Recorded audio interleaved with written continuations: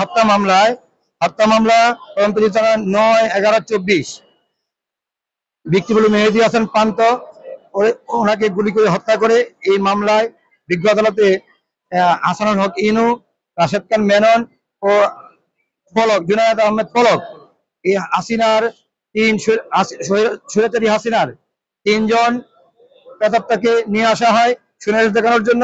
বিজ্ঞ আদালতে শুনানি হয়, বিজ্ঞ আদালত সুনারেশ মঞ্জুর করেন। এবং যে হত্যার কথা বলতে যদি হয়, আপনারা জানেন স্বৈরাচারী হাসিনার যখন ছাত্র আন্দোলন তুঙ্গে, ছাত্ররা যখন রাজপথে, তখন উনি কি করেছেন?